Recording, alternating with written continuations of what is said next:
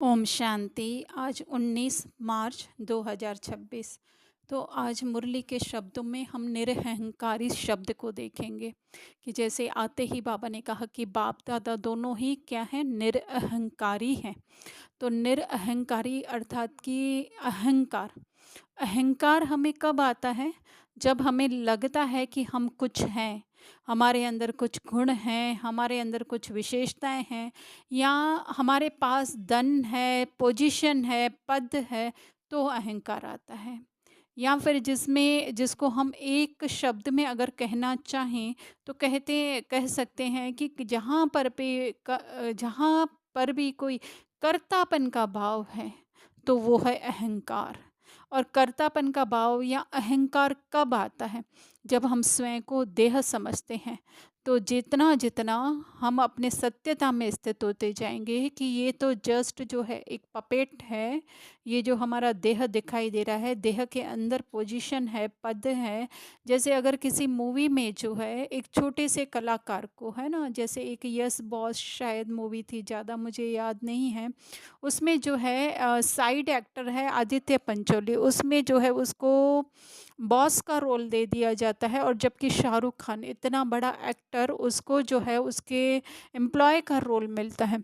तो अगर वो आदित्य पंचोली ऐसे अहंकार रख करके बैठे कि मैं तो बॉस हूँ, है ना, हम समझ सकते हैं कि जब शूटिंग चल रही होगी, या जो है उसको जो उस मूवी में जो है वो उस रोल प्ले करने के लिए जो अमाउंट दिया गया होगा, वो किसको ज़्यादा दिया गया होगा, शाहरुख खान को या आदित्य पंचोली को, है ना।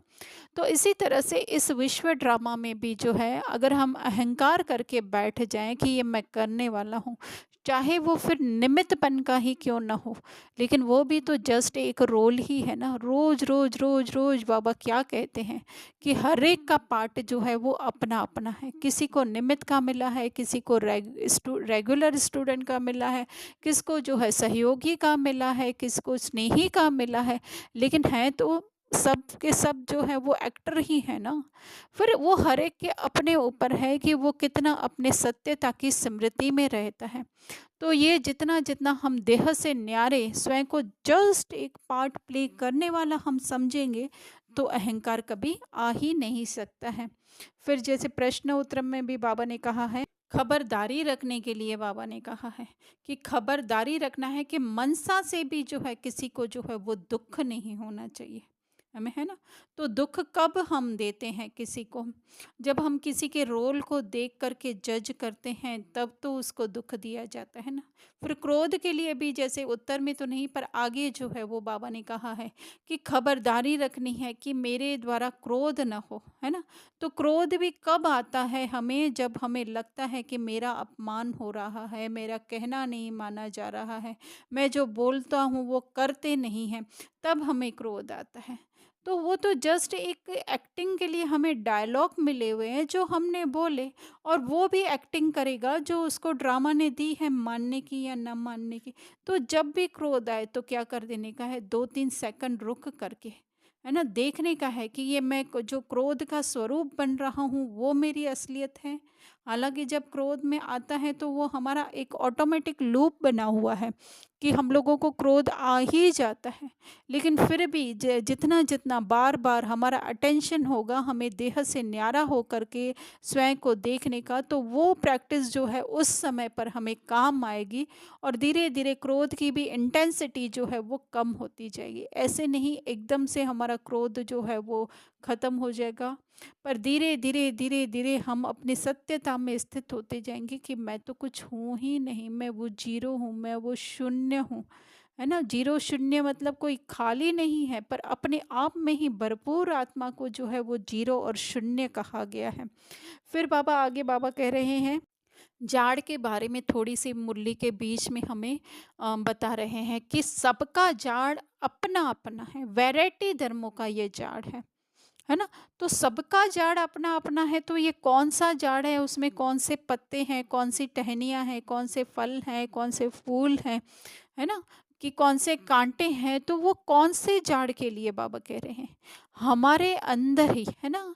आत्मा बीज, आत्मा बीज के अंदर जो है ये पूरा जाड़ जो है एक हम कहें वेव्स के रूप में है, वाइब्रेशंस के रूप में है और वो संकल्पों के रूप में है ना? तो सबके अंदर जो है वो संकल्पों का अपना अपना जाड़ लगा हुआ है। तो वो तो ये इस टॉपिक पर तो जो है आधा घंटा भी जो है समझाया जा सकता है। लेकिन अभी हम ये समझे कि हर एक के अंदर जो है वो जाड़ है, वो है संकल्पों का जाड़, है ना? तो वो संकल्प जब हमारे सत्यता में स्थित होते हैं तब हम सत्युग त्रेता में रोल प्ले करते हैं। वही संकल्प अगर हमारे टर्न हो जाते हैं देह की तरफ तो फिर हमारा कलयुग और द्वापर और कलयुग में रोल प्ले होता है। फिर थोड़ा-सा बाबा आगे जो है कह रहे हैं, बाबा आकर के कर्म, अकर्म और विक्रम की गति को समझाते हैं, है ना? तो कर्म हमारे अकर्म कब बनते हैं? तो वो तो हमने हज़ारों बार मुरली में सुना हुआ है कि कर्म, अकर्म सत्युग त्रेता में कर्म, अकर्म होते हैं, है ना? तो बस जो हम अ, अपनी शून्य अवस्था में रह करके जो भी कर्म करते हैं तो वो हमारे एक्चुअली हो जाते हैं अकर्म, है ना? कि वो सत्य आत्मा में स्थित होकर के जो भी हम कर्म करते हैं फिर वो चाहे संकल्पों का कर्म हो, चाहे वाणी का कर्म हो और चाहे जो है वो अ, बाबा कभी भी सुकर्म नहीं कहते हैं, सुकर्म करने हैं ऐसे कहते हैं। पर बाबा आकर के कर्म अकर्म सुकर्म विक्रम नहीं कहते हैं, बाबा आकर कहते हैं कर्म अकर्म और विक्रम की गति समझाते हैं, है ना? एक्चुअली तो सुकर्म तो अभी हमारे होते हैं और सुकर्म भी अभी क्या होते हैं हमारे कि है ना संगम युग पर कि ये तो सब कुछ ड्रामा में फिक्स है ना? ड्रामा में फिक्स हो करके फिर ये ड्रामा के ऊपर एक्चुअली सत्युग त्रेता में तो ड्रामा का भी ज्ञान नहीं होगा। लेकिन क्या होगा अपनी उस प्रारब्ध में हम स्थित होंगे तो ऑटोमेटिक संकल्प भी आएँगे, बोल भी बोलेंगे, कर्म इसीलिए तो वहाँ पे जो है कभी भी कॉन्फ्लिक्ट वगैरह नहीं होगा, कभी ऊँचा-नीचा नहीं होगा, है ना? सत्युग त्रेता में। तो उस बस कोई सोच विचार नहीं होगा, प्लानिंग नहीं होगी, अभी की तरह नहीं कि लाइफ इंश्योरेंस करवा दें या मेडिक्लेम करवा दें, गाड़ी का इंश्योरेंस करवा दें, मकान का इंश्योरेंस करवा दें, इस चीज़ का, उस चीज़ का इंश्योरेंस करवा दें, नहीं, है ना? है सब कुछ प्री फिक्स्ड। अभी इतना सारा क्यों है ना, इतना विस्तार है, कितना बड़ा विस्तार है ना? जिसको ही बाबा कहते हैं कि ये जाड़ जो है वो जड़ जड़ीभूत हो गया है। इसके ऊपर भी हम कभी ऐसे विचार सागर मंथन करके हम विचार सागर मंथन तो चलता है पर ये क्लास चलो थोड़ा-सा बड़ा हो जाएगा। लेकिन क्या होता है कि है ना जैसे बाबा कहते हैं कि है ना वो भड़के जाड़ का बाबा एग्ज़ाम्पल देते हैं, है ना?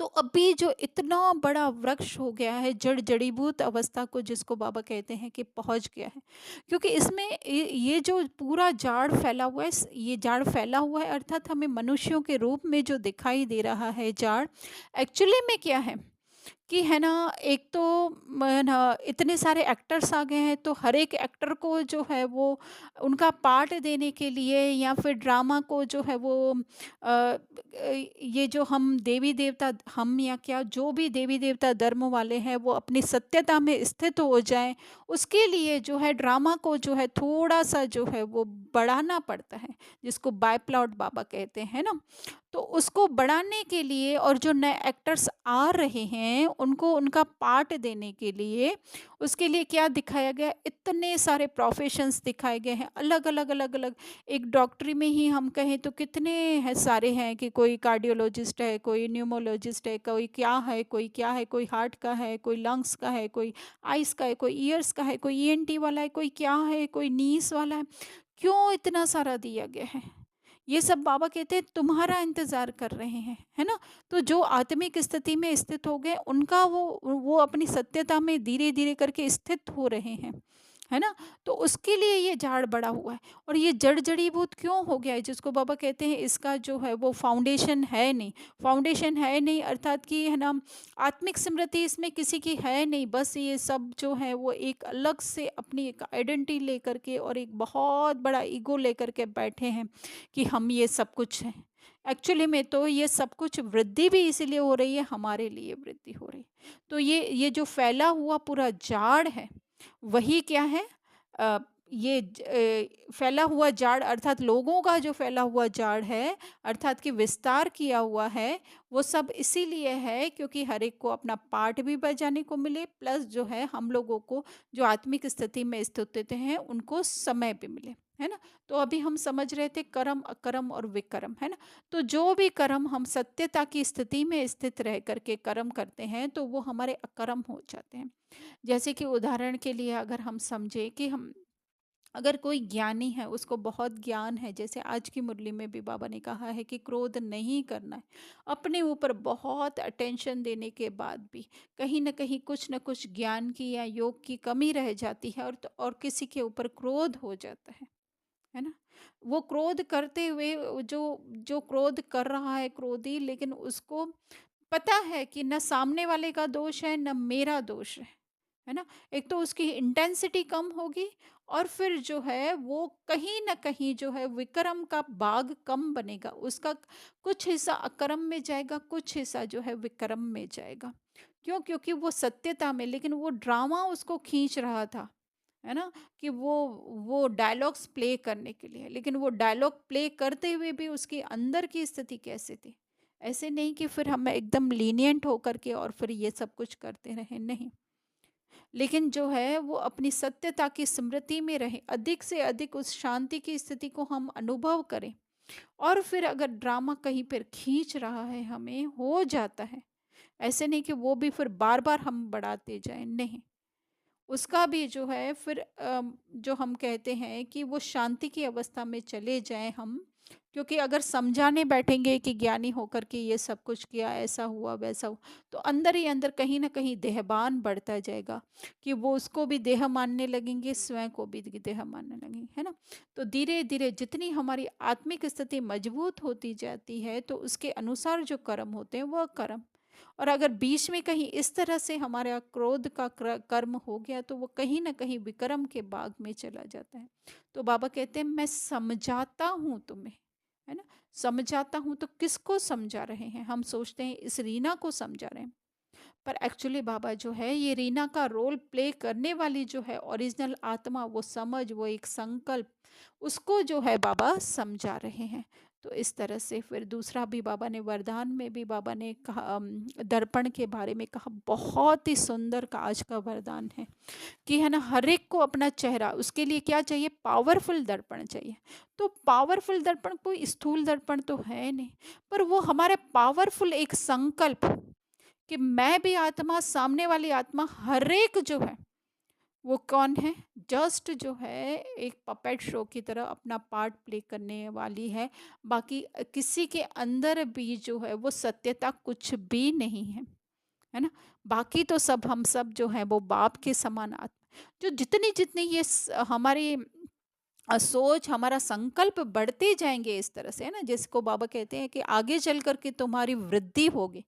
तो किसकी वृद्धि होगी? हमें लगता है कि ये ब्राह्मण जो बाहर के दिखाई दे रहे हैं उनकी वृद्धि होगी। हाँ, वो तो होनी ही है, पर वो बाय प्रोडक्ट है।